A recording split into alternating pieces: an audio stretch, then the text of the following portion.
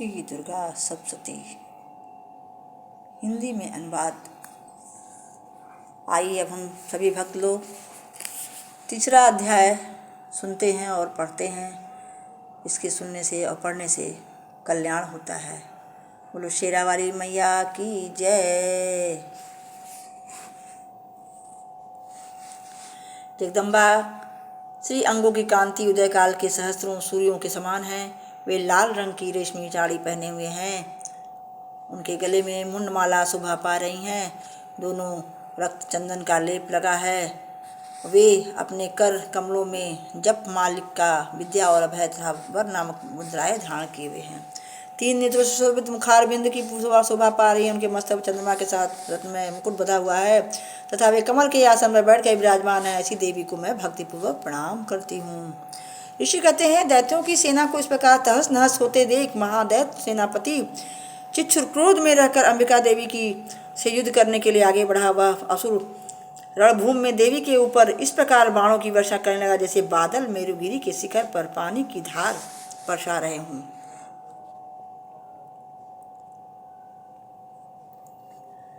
तब देवी ने अपने बाणों से उसके बाण समूह को अनायास ही काटकर उसके घोड़ों और सारथी को मार डाला।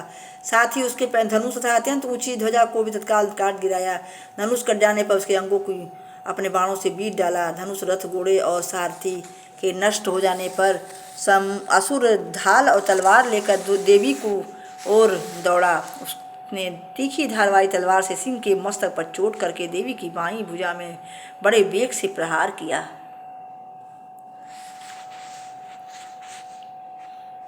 राजन, देवी की बाह पर पहुंचते ही वह तलवार टूट गई। फिर तो क्रोध से लाल आंखें करके उस राक्षस ने उस शूल हाथ में लिया और उस महादैत्य ने भगवती भद्रकाली के ऊपर चलाया। वह शूल आकाश से गिरते हुए सूर्यमंडल की भांति अपने तेज से प्रज्वलित हो उठा। उस शूल को अपनी ओर आते देख देवी ने शूल का प्रहार किया। उससे राक्षस के शूल के सैकड़ों टुकड़े हो गए। साथ ही महादैत्य चिच्छुर की ओर धज्जियां उड़ गई और वह प्राणों से हाथ धो बैठा। महिषासुर के सेनापति उस पर आक्रमणी चिच्छुर के मारे जाने पर देवताओं की पीड़ा हर देने वाला चामर हाथी पर चढ़कर आया। उसने भी देवी के ऊपर शक्ति का प्रहार किया, किंतु जगदम्बा ने उसे अपने हुंकार से आवत के निष्प्रण करके तत्काल पृथ्वी पर गिरा दिया। शक्ति टूटकर गिरी हुई देख चामर को बड़ा क्रोध हुआ। अब उसने शूल चलाया, किंतु देवी ने उसे भी अपने बाणों द्वारा काट डाला। इतने में ही देवी का सिंह उछलकर हाथी के मस्तक पर चढ़ बैठा और उस देवता के साथ खूब जोर लगाकर वायुयुद्ध करने लगा। वे दोनों लड़ते लड़ते हाथी से पृथ्वी पर आ गए और अत्यंत क्रोध में भरकर एक दूसरे पर बड़े भयंकर प्रहार करते हुए लड़ने लगे। तदंतर सिंह बड़े वेग से आकाश की ओर उछला और उधर से गिरते समय उसके पंजों की मार से चामर का सिर धड़ से अलग कर दिया। इसी प्रकार उदक की शिला और वृक्ष की आदि की मार से खाकर रणभूमि में देवी के हाथों से मारा गया। कराल भी दांतों मुक्तों और थप्पड़ों की चोट से धराशायी हो गया। क्रोध में भरी हुई देवी ने गदा को चोट से उत्तक को कचमट कर निकाल दिया। विंध्यवाल देवास्कलता और बाणों में ताम्र और निकप को मौते घाट उतार दिया। तीन नेत्रों वाली परमेश्वरी शूल से उग्रवीर तथा महामनु नामक दैत्य को मार डाला। तलवार की चोट से बिडाल के मस्तक को धड़ से काट गिराया। दुर्धर और दुर्मुख इन दोनों को भी अपने बाणों से यमलोक भेज दिया। इस प्रकार अपनी सेना का संहार होता देख महिषासुर ने भैंसे का रूप धारण कर लिया। देवी के गणों का त्रास देना आरंभ किया। किन्हीं को थूथू से मारकर, किन्हीं को ऊपर खुरों का प्रहार करके, किन्हीं को पूंछ से चोट पहुंचाकर, कुछ को सिंहों से विजय करके, कुछ गणों की वेग से, किन्हीं को सिंहनाद से, कुछ को चक्कर देकर और कितनों की निश्वास वायु के झोंके से धराशायी कर दिया।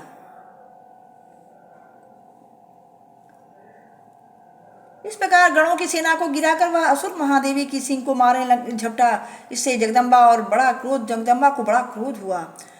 उधर पराक्रमी महिषासुर भी क्रोध में भरकर धरती को खुरों से खोदने लगा और अपने सींगों से ऊंचे ऊंचे पर्वत को उठाकर फेंकने लगा और गर्जने लगा। उसके वेग से चक्कर देने के कारण पृथ्वी क्षुब्ध होकर फटने लगी। उसकी पूंछ से टकराकर समुद्र सब ओर से धरती को डुबोने लगा। हिलते हुए सिंहों के आघात से विदीर्ण होकर बादलों के टुकड़े टुकड़े हो गए। उसके श्वास की प्रचंड वायु के वेग से उड़े हुए सैकड़ों पर्वत आकाश से गिरने लगे। इस प्रकार क्रोध में भरे हुए उस महादैत्य को अपनी ओर आते देख चंडिका ने उसका वध करने के लिए महान क्रोध किया। उन्होंने पास फेंक कर उस महान असुर को बांध लिया। उस महासंग्राम में बच जाने पर उसने भैंसे का रूप लिया और तत्काल सिंह के रूप में वह प्रकट हो गया। उस अवस्था में जगदम्बा ज्यों की त्यों उसके मस्तक काटने के लिए उद्यत हुई, त्यों ही खड़गधारी पुरुष के रूप में दिखाई देने लगा। तब देवी ने तुरंत ही बाणों की वर्षा करके ढाल और तलवार के साथ उस पुरुष को भी बीट डाला। इतने में ही वह महान गजराज के रूप में परिणत हो गया तथा अपने सूंड से देवी की विशाल सिंह को खींचने और गरजने लगा। खींचते समय देवी ने तलवारों से उसकी सूंड काट डाली। तब उस महादैत्य ने पुनः भैंसे का शरीर धारण कर लिया और पहले की भांति चराचर प्राणियों से तीनों लोगों को व्याकुल करने लगा। तब क्रोध में भरी हुई जगन्माता चंडिका बार बार उद्यत बंधु का पान करने और लाल आंखें करके हंसने लगी। उधर वह बल और पराक्रम के मद से उन्मत्त हुआ राक्षस गरजने लगा और अपने सींग से चंडी के ऊपर पर्वतों को फेंकने लगा। उस समय देवी अपने बाणों के समूहों से उसके फेंके हुए पर्वतों को चूर्ण करती हुई बोली।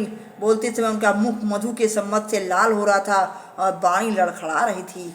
देवी ने कहा, ओ मूढ़, मैं जब तक मधु पीती हूँ तब तक तू क्षण भर के लिए खूब गर्ज ले। मेरे हाथ से यहीं तेरी मृत्यु हो जाने पर अब शीघ्र ही देवता भी गर्जना करेंगे। ऋषि कहते हैं, यूं कहकर देवी उछली और उस महादैत्य के ऊपर चढ़ गई। फिर अपने पैर से उसे दबाकर उन्होंने सूल से उसके कंठ में आघात किया। उनके पैर से दबा होने पर भी महिषासुर अपने मुख से दूसरे रूप में बाहर होने लगा। अभी आधे शरीर से ही बाहर निकलने पाया था कि देवी ने अपने प्रभाव से उसे रोक दिया। आधा निकला होने पर भी वह महादैत्य देवी से युद्ध करने लगा। तभी देवी ने उसे बड़ी तलवार से उसका मस्तक काट गिराया।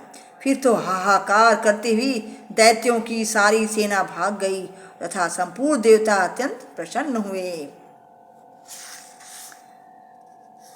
इस प्रकार देवताओं ने भी दिव्य महर्षियों के साथ दुर्गा देवी का स्तवन किया, पाठ किया, पूजन किया।